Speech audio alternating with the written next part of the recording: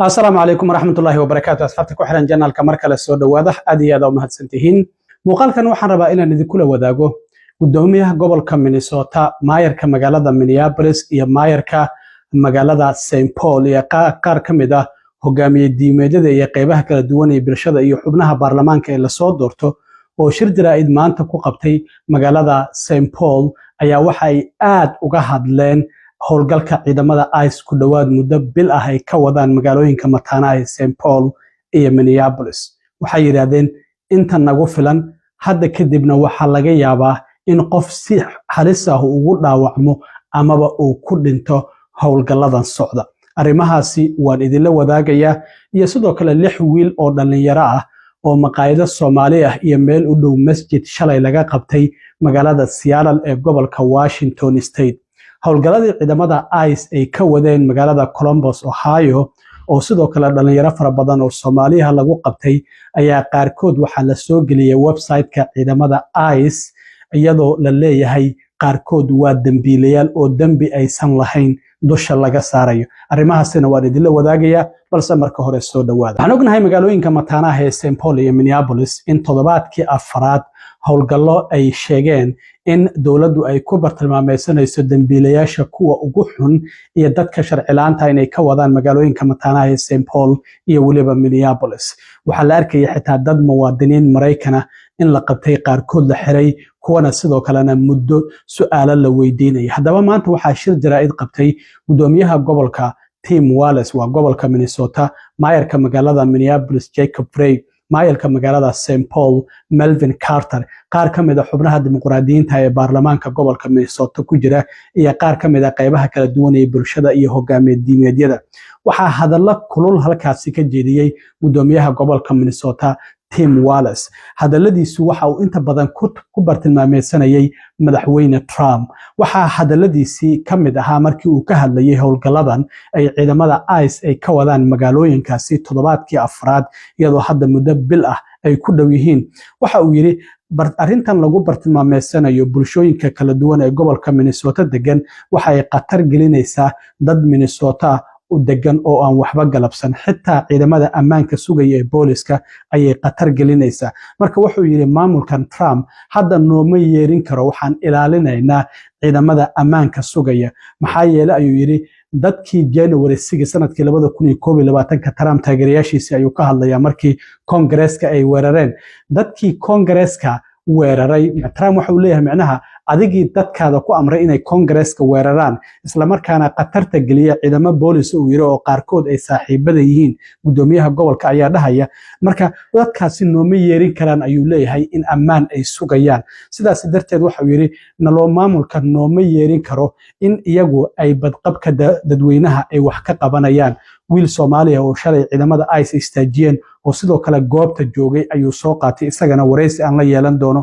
oo aan idin soo gudbin doono wuxuu yiri shalay ayaa la qabtay waana la haraasgay su'aalo ayaa la weydiiyay isagoo shaqadiisa u sii socda marka waxa uu sheegay waxa aan Minnesota ayuu yiri dadka dambiilayaasha ah waan maxkamadeynaa dacwad ayaan ku soo oognaa ayuu yiri inaga oo aan eegaynin midabkooda amaba halka ay ka imaadeen amaba in ay sharci leeyihiin ama aysan sharci lahayn marka waxyaabahaas aan idin soo sheegay ayuu yiri anaga oo eegaynin ayaa qofku hadii uu dambiile yahay gobolka Minnesota dambigiisa aan ku soo oognaa kulay wuxuu ka hadlayaa arrimihii Soomaalida iyo lacagihii la luusaday marka waxa uu sheegay anaga community ma ogolaanayna ayuu yiri in community-geena arrimo siyaasadeed loo isticmaalo wayna iska cadahay ayuu yiri waxa madaxweynahan uu sameeynayo maxaa yeelay waxa uu dagaal kula jira ayuu yiri gobolada dimuqraadiga ama siyaasad ahaan ay iska soo horjeedaan sidaas darteed ayuu community-yadan kala duwan u qalqalgelinaya waxana uu sheegay dadka siyaasad ahaan isaga aysan taageersaneen ama raacsanayn siyaasadiisa ayaa waxa uu doonaya in uu target gareysto community-gaasi waxa uu sidoo kale sheegay Trump inuu doonayo dadka inuu ka weeciyo dambiyada uu isagu galay oo hadda la baarayo marka gudoomiyaha gobolka Tim Walz oo arimahaasi ka hadlayay waxa uu yiri Public safety is strongest when we focus on serious crimes and when communities trust they will be treated fairly with dignity, they will be given due process, and the rule of law is supreme. We're seeing none of that from the current administration.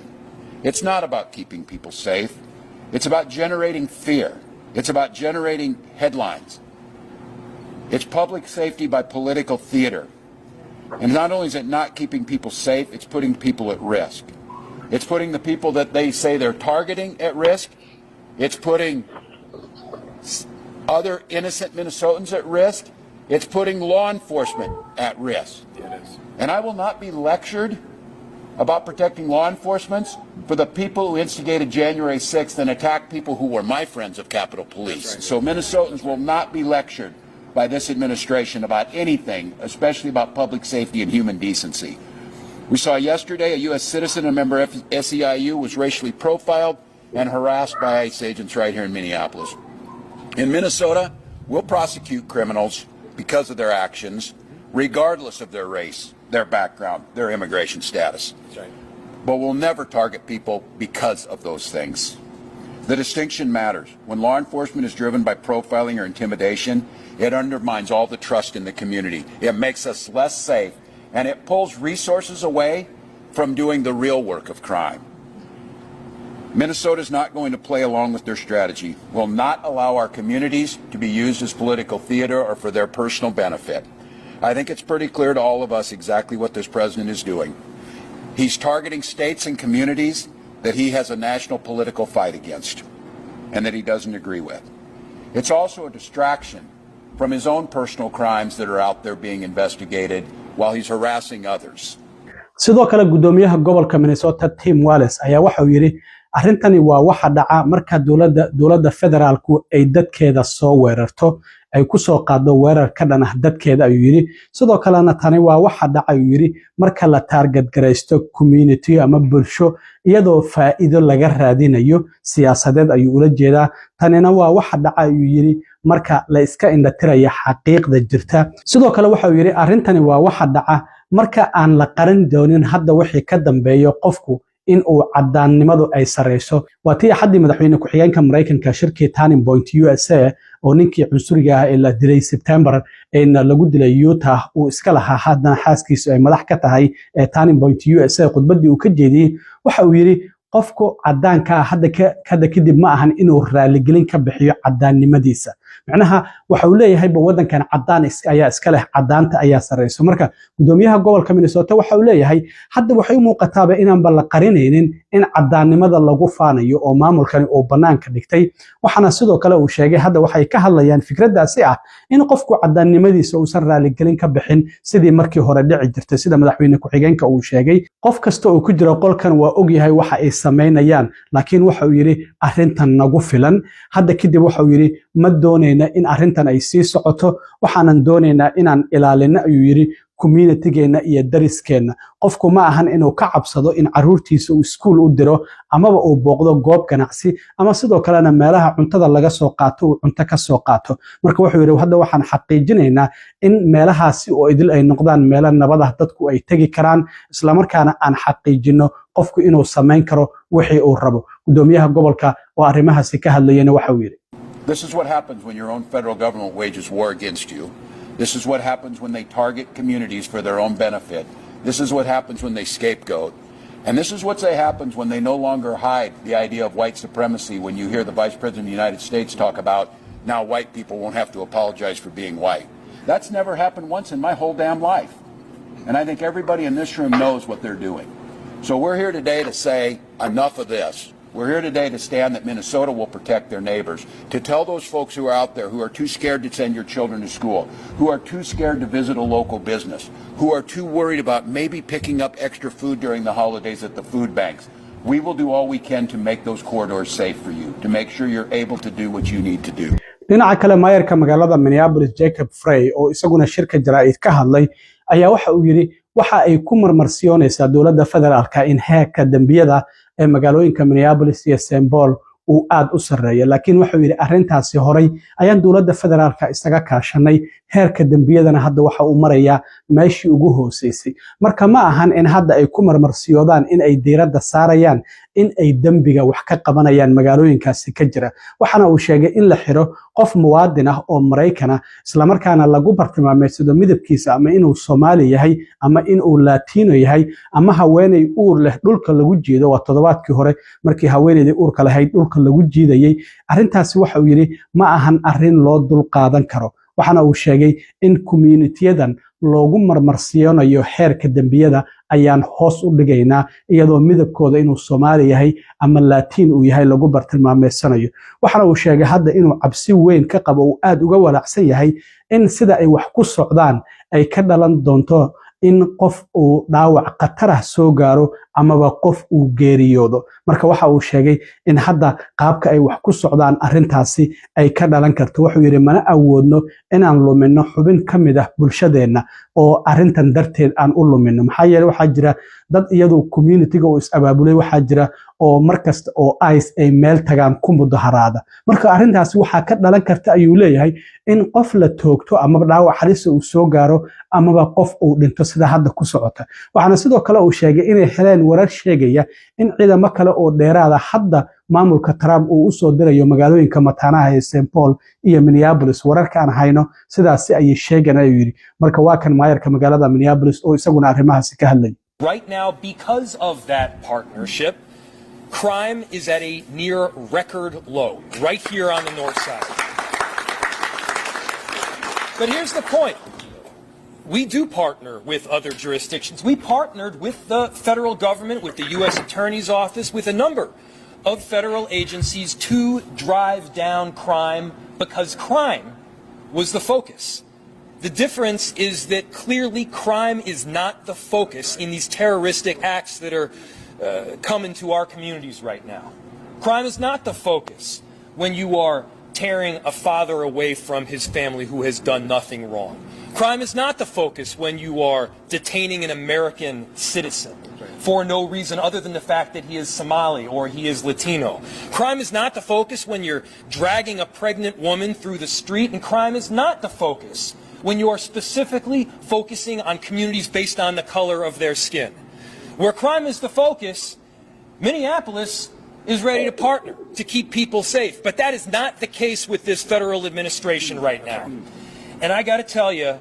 I am increasingly concerned because of the chaos that is being caused by these ICE agents that somebody is going to get seriously injured or killed. Somebody is going to get seriously injured or killed. And whether that is an ICE agent or a community member, we all know the tinderbox that could explode because of it. We all know that the federal government is looking for reasons to deploy more and more people to Minneapolis and blue cities around the country. We all know that we cannot afford to lose a single Minneapolis resident because they showed up and decided to protect their neighbors, because they showed up and decided to express their constitutional right to free speech. dhinaca kale waxaan ognahay magaalada Columbus Ohio oo ah magaalada labaad ee Soomaalida ugu badan Mareykanka ay degan yihiin in ciidamada ICE ku dhawaad muddo toddobaad ah hadda howlgal ay ka wadaan qaar kamid ah dadka ay qabteen oo ugu tilmaameen dambiilayaasha kuwa ugu xun dad Soomaali ah ay ku soo dareen dad aan dambi lahayn ay dambi u yeelan ciidamada ICE ama dawladda federaalku ay leedahay dambi ayaan ku helnay waxa hadda ciidamada ICE website-kooda ay soo galiyeen qaar kamid ah dadkii ay ka soo qabqabteen magaalada Columbus Ohio waxaana ku jira dad isugu jira wadamo kala duwan oo Mexico, Guatemala, Honduras, El Salvador marka wiilkan Soomaaliga oo Cabdirasiiq Xasan Maxamed ay u qoran tahay kulay Cabdirasaaq ayaa loola jeedaa san u mareyna 43 jir ah ciidamada ICE dambigan ayay u yeeleen waxay yiraahdeen waa qof sharci darro ah oo dambiilaha oo Soomaaliya ka soo jeeda waxaana lagu helay laba dambi oo mid uu ka mid yahay felony isagoo drugs haysta amaba iibinaya iyo sidoo kalena criminal trespassing meel aan loogu talagelin isagoo galaya xatooye ayaa lagu helay sidoo kalena falal anshax darro ah ayaa lagu helay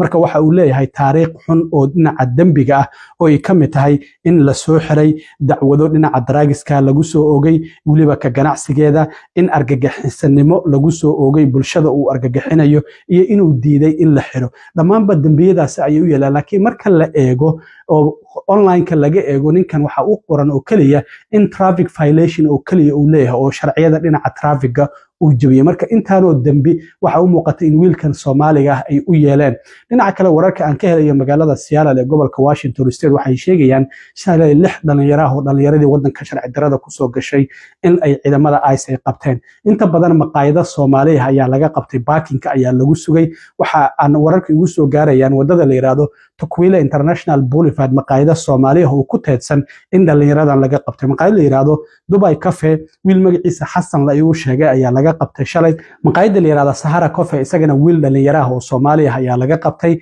sidoo kalena Aran Cafe maqaayad la yiraahdo saddex dhalinyaraha oo Soomaaliya ayaa laga qabtay wiil kalena masjidka Abu Bakar isagoo u sii socdo ayay wadada ka qabteen marka inay traagin kareynayeen ayay u muuqataa oo dadkan ay haysteen magacyadooda ama teleefanadooda ay kala socdeen sida muuqata hadda lixdaasi dhalinyarada shalay magaalada Seattle ee gobolka Washington State gaar ahaan Seattle iyo Tukwila ayaa laga xirxiray maqaayada Soomaaliya ayaana intooda badan laga qabtay marka howlgalku hadda waxa uu ka socdaa guud ahaanba gobolada Mareykanka meel kasta ciidamada ICE waa lagu daadiyay maadaama 10,000 oo ay sheegeen inay qoranayaan ay dhameystireen marka meel kasta howlgalku waa ka socdaa dhalinyarada sharci la'aanta marka ha is ilaaliyaan gobol kasta oo gamida gobolada Mareykanka howlgaladan targetka oo dadka lagu bartilmaameysanayo ama guryahooda ama goobaha shaqada ama meelaha ay u badan yihiin oo ay tagaan lagu bartilmaameysanayo waa uu ka socdaa aad iyo aad u mahadsantiin asxaabta intaan mar kale kulmi doono nabadgelyo